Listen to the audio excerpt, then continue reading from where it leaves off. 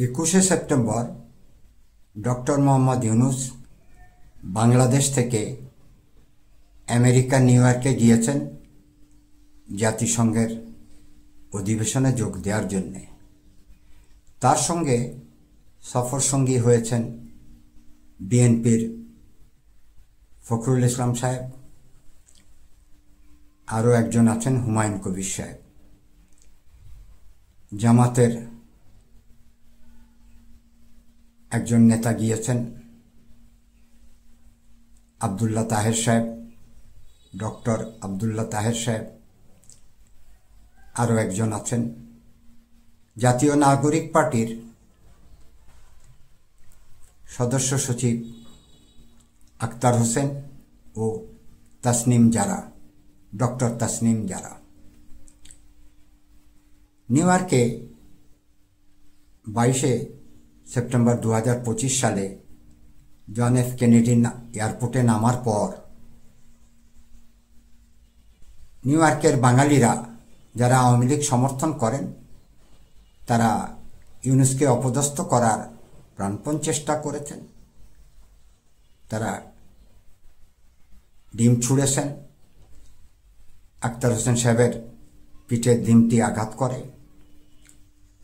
এগুলি খবরে ইতিমধ্যে এসছে, দর্শকরা সবই জানেন। আওয়ামী লীগের কী অর্জন হলো? আওয়ামী লীগ ফ্যাসিস্ট দল, এটি সারা বিশ্বই জেনে গেছে। প্রতি সময় আওয়ামী লীগকে ফ্যাসিস্ট দল বলা হয়। নিউ ইয়র্কের কর্মকাণ্ড থেকে এটি আবারও প্রমাণিত হলো। দেশ বিদেশের কাগজে এই খবরগুলি ছাপা হবে, টেলিভিশনে দেখানো হবে। আওয়ামী লীগ বা শেখ হাসিনার সুনাম বাড়েনি।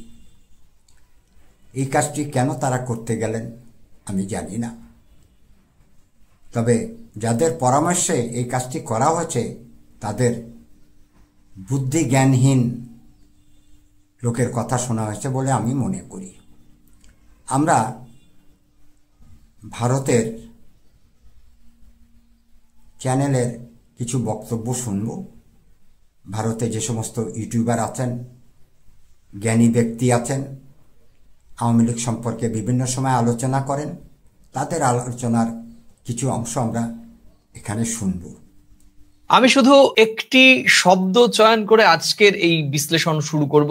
ছি আওয়ামী লীগ। এটি আর যাই হোক রাজনৈতিক শিষ্টাচার নয়। বাংলাদেশের অন্যতম বৃহত্তম রাজনৈতিক শক্তি, মুক্তিযুদ্ধের ধারক এবং নেতৃত্ব দানকারী রাজনৈতিক শক্তি, যে রাজনৈতিক দলটির ক্রীড়া উপসেরায় বঙ্গবন্ধুর আদর্শ রয়েছে, সেই রাজনৈতিক দলটির এই সমর্থকদের যে কাণ্ড, তাতে আর যাই হোক ছি আওয়ামী লীগ ছি, এছাড়া আর আমি কোনো শব্দ খুঁজে পাচ্ছি না। প্রিয় দর্শক, স্বাভাবিকভাবে আপনারা বুঝতে পারছেন যে আজকের আলোচনায় আমরা নিয়ে এসেছি নিউ ইয়র্কে রাষ্ট্রসংঘের অধিবেশনের শুরুর মুহূর্তে যেভাবে আওয়ামী লীগের কয়েকজন সদস্য বাংলাদেশের অন্তর্বর্তীকালীন সরকার প্রধানের 6 জন রাজনৈতিক প্রতিনিধির ওপর হামলা চালালো ডিম ছুঁড়ে এবং স্লোগান শাউট করলো, এবং সেই স্লোগান বাংলা অভিধানে অত্যন্ত অমার্জনীয় এবং সত্যিকার অর্থে এই শব্দ মিডিয়াতে উচ্চারণ করা যাচ্ছে না। এর মধ্য দিয়ে আওয়ামী লীগ কি প্রমাণ করতে চাইছে, আর এই ঘটনায় কার লাভ এবং কার ক্ষতি হলো? প্রিয় দর্শক, আজকের আলোচনায় প্রতিদিনকার মতো আমার সঙ্গী সাংবাদিক বন্ধু পরমাশিস খোসরায়। পরমাশিস, তোমাকে প্রথম কলকাতা স্পিনে স্বাগত। তোমাকে আমি প্রশ্ন করব, কিন্তু তার আগে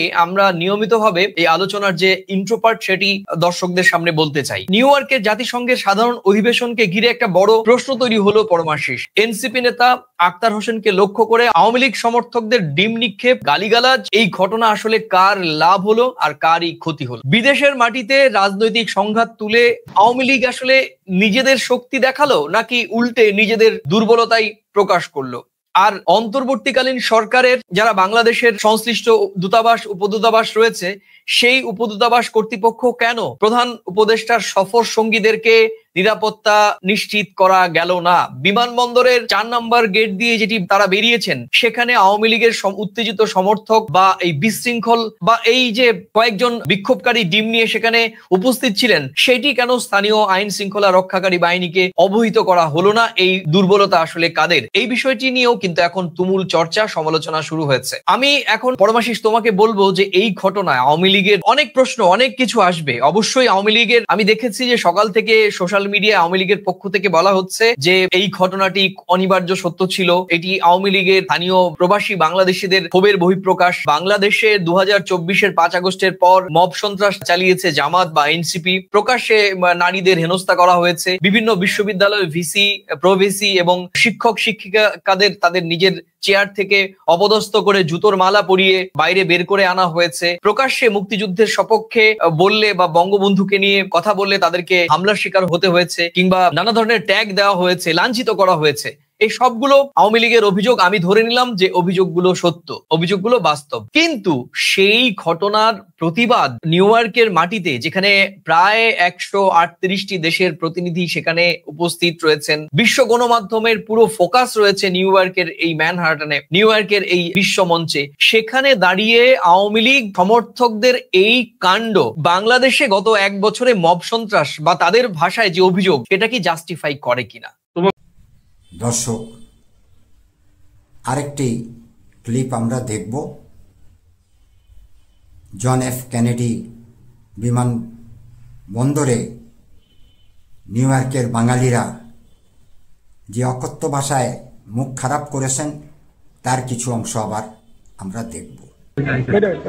এই যে এনসিপির যারা, এই যে মির্জা ফখরুল, এই যে চুদলিং পং, এই যে আর আইছে, এই যে খানকের বলা, এই যে এই ভাইজো দে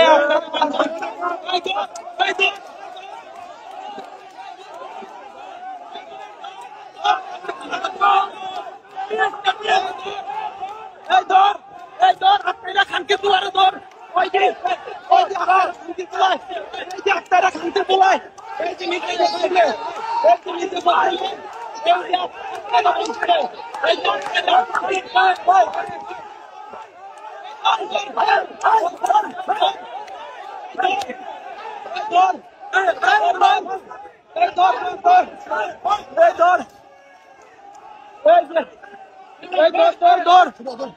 আক্তারা খানকের বুকে এই যে মির্জা ফখরুল, এই যে ডাক্তার তাসলিম, যারা এই আক্তারা, এদেরকে আমরা আটক করছি নিউ ইয়র্কে, এদেরকে আমরা আটক করছি। এই যে দেখেন, আমার খুব দুঃখ লাগে। ক্ষমতা স্থায়ী কারোর জন্যে নয়, ক্ষমতা হারানোর মানে নয় নিজের জ্ঞান, বুদ্ধি, বিবেক, বিবেচনা সব কিছুই হারিয়ে ফেলা। শেখ হাসিনা ভারতে আছেন, ভারতে তার জনপ্রিয়তা হারাচ্ছেন।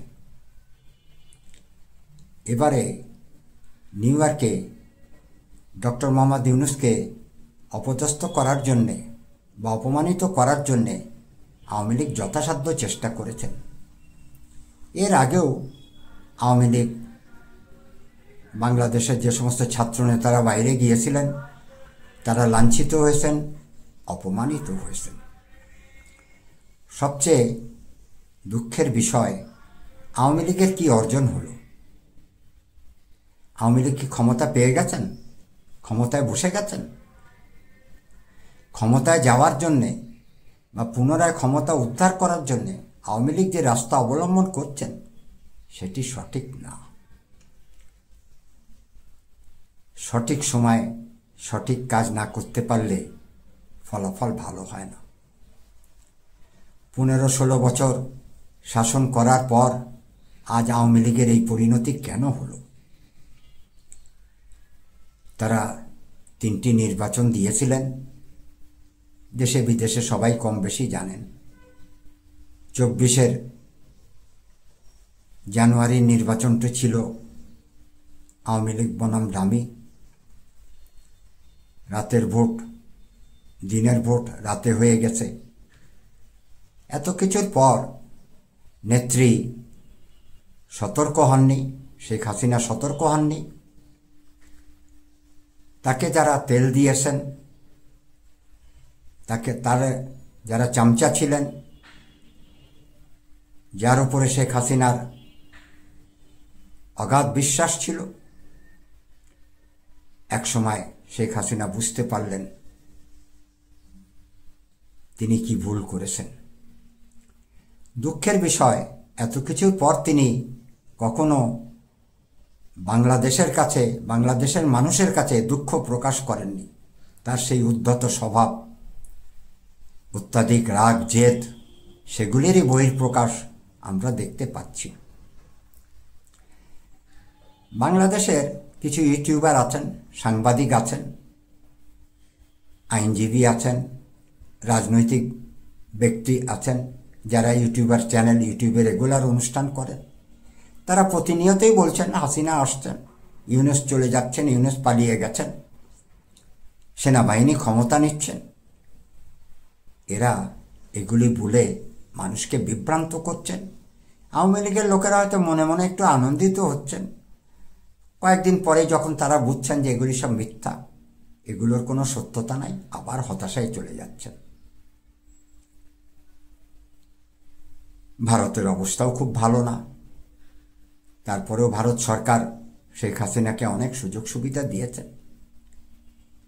তিনি পজিটিভ কিছু চিন্তা না করে নেগেটিভ চিন্তার মধ্যেই আবদ্ধ হয়ে আছেন। তিনি আওয়ামী লীগকে কীভাবে পুনর্জাগৃত করবেন, পুনরুজ্জীবিত করবেন,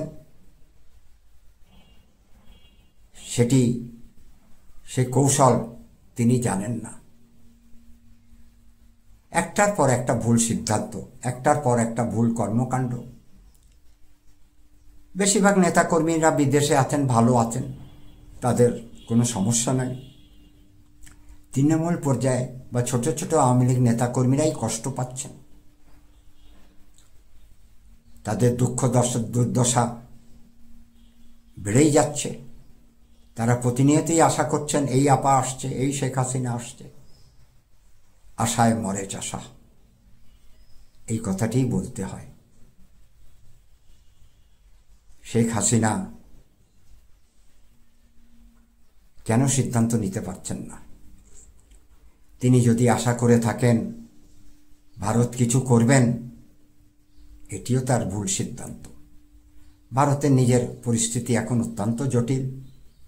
এ সময় ভারত সরকার সৈন্য দিয়ে শেখ হাসিনাকে বাংলাদেশে পাঠাবেন, এমনটি ভাবার আমি কোনো কারণ দেখি না। আজকের ভিডিও এখানেই শেষ করছি। আগামী ভিডিও দেখার অনুরোধ রইল। আপনাদের সকলকে ধন্যবাদ।